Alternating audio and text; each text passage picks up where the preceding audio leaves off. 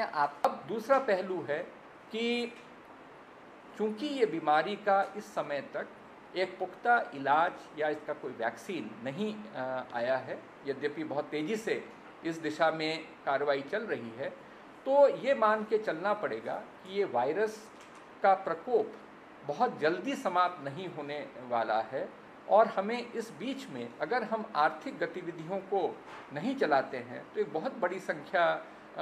में लोग, खास करके जो हमारे श्रमिक बंधु हैं, जो हमारे और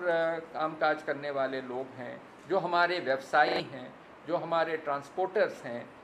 ये सारे लोगों को बहुत बड़ी एक आर्थिक परेशानी हो रही थी। तो एक बैलेंस तरीके से हमें कार्रवाई करनी पड़ी है। जैसा हमने पहले बताया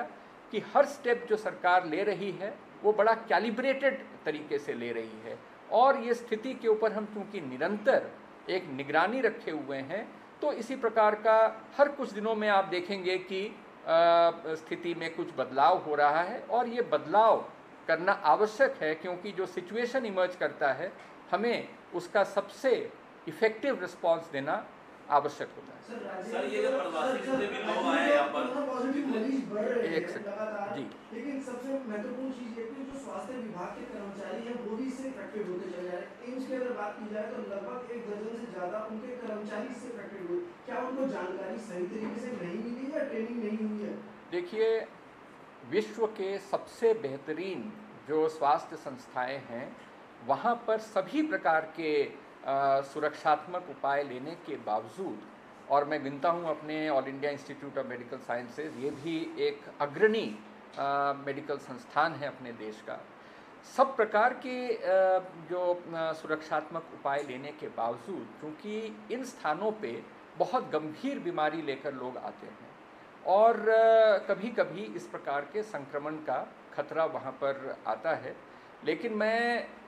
बहुत बधाई दूंगा अपने समस्त स्वास्थ्य कर्मियों का, हमारे पुलिस कर्मियों का, हमारे प्रशासन के कर्मियों का,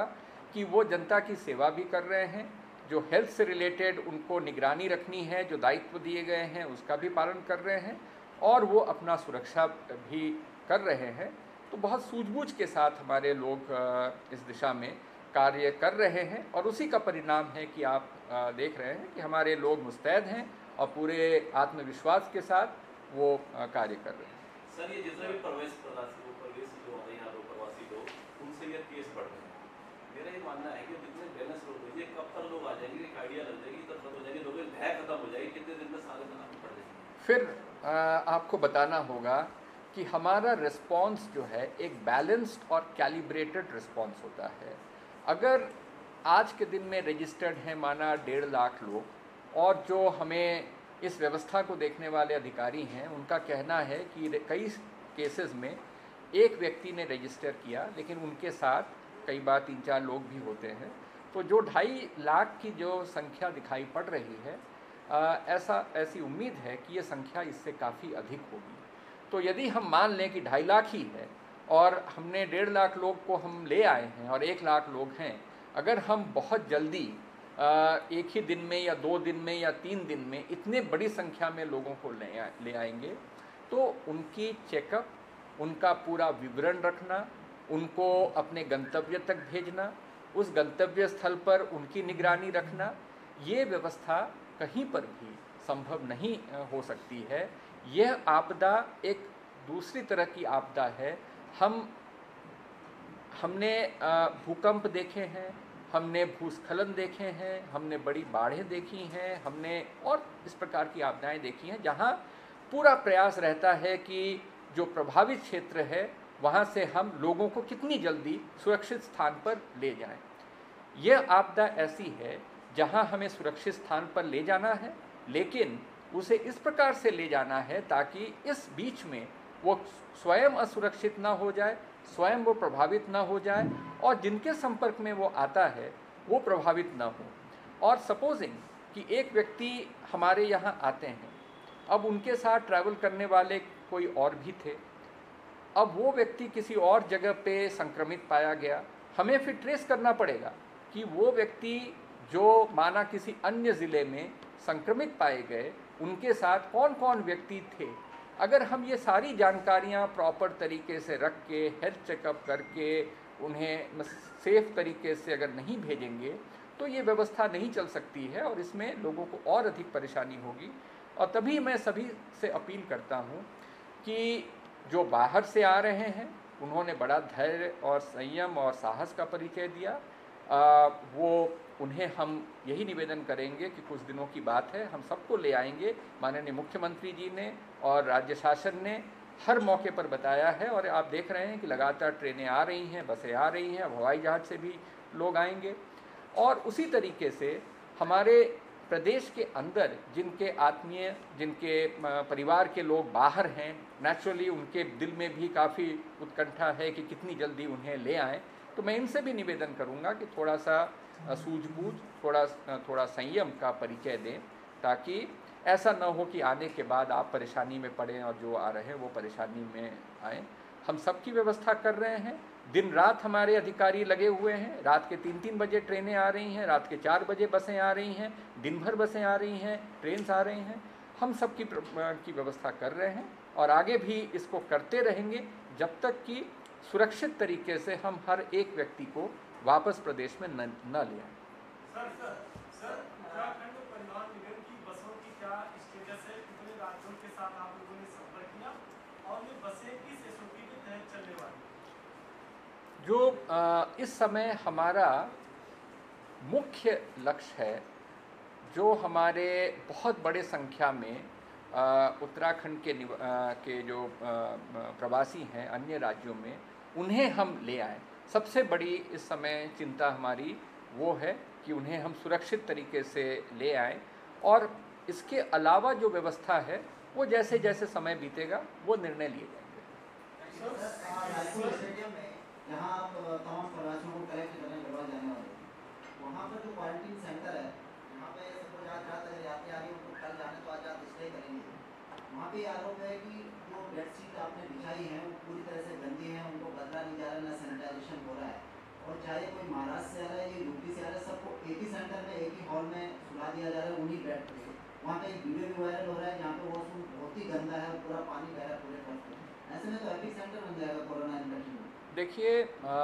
यद्यपि हमारे अधिकारी कर्मचारी राउंड द क्लॉक 24/7 निरंतर इस प्रयास में लगे हुए हैं कि जो हमारे लोग बाहर से आ रहे हैं उनकी भली भांति हम स्वागत करें, उन्हें हर प्रकार की सुविधा दें, उन्हें पूरी तरह से सुरक्षा दें। लेकिन अगर इस प्रकार की बात कहीं पर आई है तो ज़िला प्रशासन निश्चित रूप से इसे गंभीरता से लेगा और लेकर वहाँ पे व्यवस्थाओं में अगर कहीं पर सुधार की आवश्यकता है तो निश्चित रूप से उसे करेगा। लेकिन सर लापरवाही दिखाई देती है, क्योंकि 200 बसें आपने चंडीगढ़ से जब 200 यात्रियों को बुलाया था, एक बस में 46 अगर सीटें हैं तो 46 लोग थे, उनमें बच्चे भी एक्स्ट्रा थे, तो ये लापरवाही जो हो रही है इसको कैसे रोका जाएगा? हमारा एसओपी इसमें बहुत स्पष्ट है और एसओपी में ये बताया गया है कि बसों का सैनिटाइजेशन कैसे होगा, कब कब होगा, कितने पैसेंजर्स आएंगे। यही बात जो मैं आपको फिर से संयम और धैर्य की बात करता हूँ। कई बार जब बसें आती हैं, अब हम तो उस पैसेंजर का नाम से उसके मोबाइल पे सूचना भेजते हैं कि आपको आना है, और ये सूचना जब वो फैला देते हैं तो उनके अगल बगल जिनका नंबर उस डेट को उस बस में नहीं है, कई बार वो वहाँ पहुँचकर वो आने का प्रयास करते हैं। यद्यपि हमारे लोग उसको रोकते हैं, इस चीज़ को प्रोत्साहित नहीं करते हैं, लेकिन कहीं पर अगर ऐसी चूक हुई है तो आगे से इसे और दृढ़ता के साथ जो इसका अनुपालन कराने के लिए सभी संबंधित को कहा जाए। सर, जो नई गाइडलाइन है ये 14 से 10 दिन की हो गई है, इसके बाद वो छूटेगा तो फिर क्वारंटाइन होगा? देखिए पुनः ये समझना है कि क्वारंटीन के समय में भारत सरकार के अभी कोई निर्देश नहीं आए हैं कि 14 दिन से कम होगा। मैं उनकी बात कर रहा हूं जो कोविड कंफर्म्ड पेशेंट है, ठीक है। कोई कोविड से अगर ग्रसित था और वो व्यक्ति अगर 10 दिन से कोई सिम्टम्स नहीं है या आखिरी 3 दिन में अगर उसमें कोई बुखार नहीं है, तो उस व्यक्ति को बिना टेस्ट किए हुए उन्हें घर भेजा जा सकता है और उनकी निगरानी अलग से रखी जाएगी।